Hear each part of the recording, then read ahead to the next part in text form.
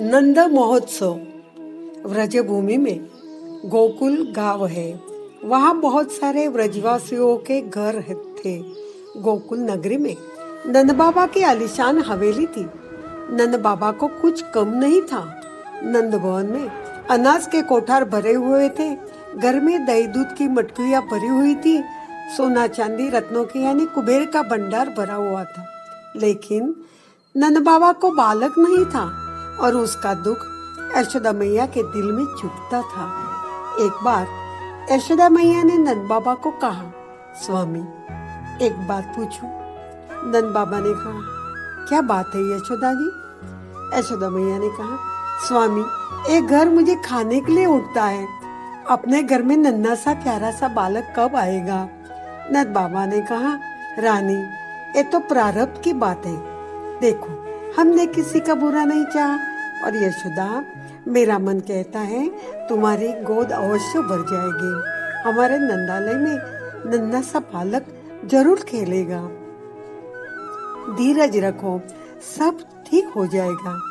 यशोदा जी कुछ समझ न पाए। यहाँ गोकुल में सबको लगता था कि नंद यशोदा के यहाँ एक छोटा सा बालक हो जाए। व्रजवासी नंद यशोदा का दुख समझते थे। इसलिए एक बार सब गोपाल शांडिल्य ऋषि के पास आए और बोले, महाराज महाराज कुछ कीजिए जिसके नंद बाबा के यहाँ बालक का जन्म हो जाए, यशोदा मैया की गोद भर जाए। शांडिल्य ऋषि ने बताया, आप सब छोटे बड़े एकादशी का व्रत करो। नंद बाबा के यहाँ अवश्य एक अद्भुत बालक का जन्म हो जाएगा। और सबने एकादशी का व्रत रखा। सबको ऐसा लगता है मैं नंद बाबा के लिए तप कर रहा हूँ। अब ऐसा हुआ, यहाँ देवकी माता को 8वां गर्भ रहा।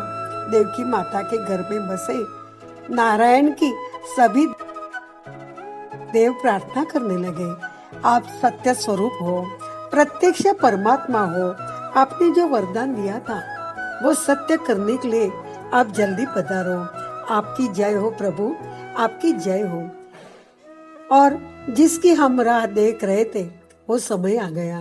सावन महीने की वद्य अष्टमी में रात में चंद्र रोहिणी नक्षत्र में आया। सारी दिशाएं जागृत हो गई। आसमान में बादल छा गए। नदियों का पानी निर्मल हुआ। वनराय में पक्षियों की सुरीली आवाज आने लगी। शीतल सुगंधी पवित्र हवा चलने लगी। महात्माओं का मन पवित्र हुआ। स्वर्ग में जय घोष होने लगा। जय हो जय हो इसका ध्वनि सुनाई देने लगा। मुनि और देवता पुष्प वृष्टि करने लगे। सावन मास की वद्य अष्टमी की रात ठीक 12 बजे देवकी वसुदेव के सामने प्रत्यक्ष चतुर्भुज नारायण प्रकट हुए।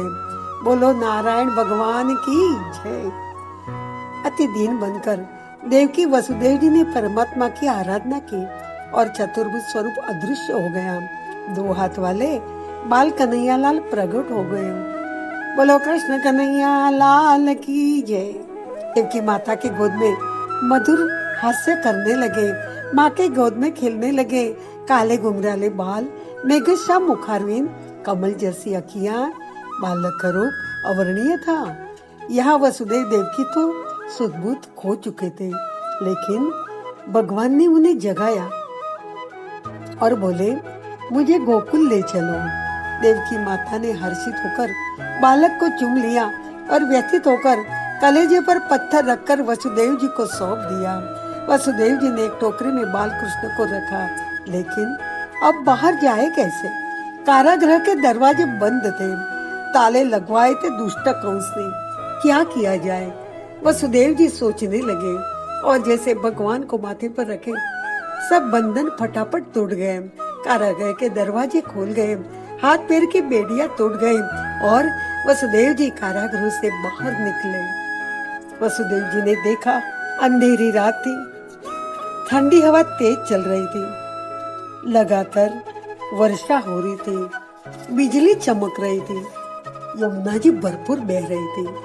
वसुदेव जी सोचने लगे, यमुना जी कैसे पार करें? बहुत जल था यमुना जी में, लेकिन यमुना जी तो भगवान को मिलने के लिए उतावल हो चुकी थी। आतुर हो चुकी थी। यमुना जी का जल और बढ़ गया। जैसे भगवान ने टोकरी में से अपने चरण निकाले तो हर्षित होकर यमुना जी ने चरण स्पर्श किया, कमल की भेंट चढ़ा दी। ऐसा प्रथम मिलन का आनंद यमुना जी को दिया। बोलो श्याम सुंदर श्री यमुने महारानी की जय। अब धीरे धीरे जल कम होने लगा और वसुदेव जी गोकुल आ गए। गोकुल में सब सो रहे थे। वसुदेव जी ने श्री कृष्ण को धीरे से यशोदा मैया के पास सुला दिया। इधर नंद बाबा को सपने में कन्हैया की झांकी हो गई। उन्होंने बाल कन्हैया को यशोदा के गोद में देखा, कन्हैया को गौशाला में देखा और इतने में सुनंदा ने यशोदा मैया के गोद में लाला को देखा। वो दौड़ती भागती नंद बाबा को अपने भाई को खबर देने लगी, भैया भैया लालो भयो है, बधाई हो भैया। नंद बाबा हर्षित होकर बोले, बोलो सुनंदा बधाई में क्या लोगी, सोना रूपा रत्नहार। बोलो मेरी प्यारी बहना संकोच मत करो, आज तो खुशी का दिन है, तुम जो चाहो वो ले लो। बोलो बहना क्या उपहार में दूं। सुनंदा, भैया लाला के आगमन की खुशी से और कोई खुशी हो सकती है। मेरी उम्र भी लग जाए तुम्हारे लल्ला को। चलो ना भैया लाला को देखने के लिए। नंद बाबा की मनोकामना पूरी हो गई। बाबा नंद के यहाँ परमात्मा प्रकट हुए। हृदय के वृंदावन में जब भगवान प्रकट हो जाते हैं ना तो सारा जीवन महोत्सव बन जाता है, जीवन एक यज्ञ बन जाता है। नंद बाबा के यहाँ पुत्र जन्म का समाचार सुनते ही गोप गोपाल छोटे बड़े नंद बाबा को बधाई देने निकले। गोकुल की गलियों में दही दूध की बौछार होने लगी। सब गोप गोपाल एक दूसरे को पुकारने लगे, अरे ओ मधुमंगल कहाँ गए रे श्रीदामा, आ जाओ भैया, अरे लालो भयो रे लालो भयो, सुनो रे ब्रजवासियों, नंद बाबा के यहाँ लालो भयो है। गोप गोपाल हर्षित हो गए, कूदने लगे, गाने लगे, नंद गेरा नंद भयो जय कन्हैया लाल की, यशोदा को लालो भयो जय कन्हैया लाल की, गोकुल में आनंद भयो जय कन्हैया लाल की। नंद बाबा बधाई हो, यशोदा मैया बधाई हो, नंद बाबा हमारा सखा आ गया हमारे साथ खेलने के लिए। नंद बाबा ने गोपों को बहुत सारी मिठाइयाँ खिलाई, उपहार भेंट में दिए। गोप गोपाल तो गाने लगे, छोटी छोटी गैया छोटे छोटे ग्वाल, छोटो सो मेरो मदन गोपाल, अरे छोटो सो मेरो मदन गोपाल। और नाचते गाते गुलाल मुट्ठी भर खाने लगे, आनंद मनाने लगे। यशोदा के यहाँ पुत्र जन्म का समाचार सुनते ही गोपियाँ कृष्ण दर्शन के लिए नंद बाबा के महल की ओर दौड़ पड़े, एक दूसरे को पुकारने लगे, अरे ओ ललिता, सुन रे विशाखा, कहाँ गई सखिया, अरे सुन तो सखी, चल बाबा के यहाँ बधाई देने। और सभी सखियां नंद महल की ओर दौड़ पड़ी और जय घोष करने लगी,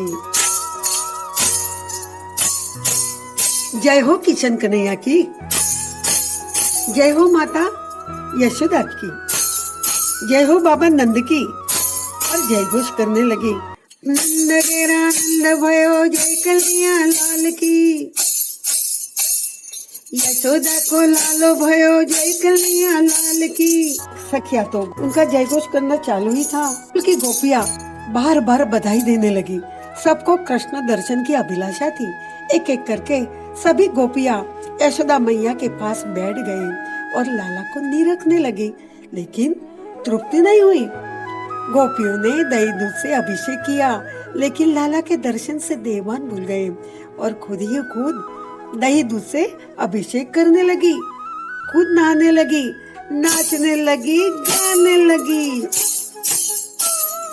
यशोदा को लालो भयो जय कन्हैया लाल की, हाथी घोड़ा पाल की जय कन्हैया लाल की, नंद गेरा नंद भयो जय कन्हैया लाल की, आज तो आनंद भयो जय कन्हैया लाल की।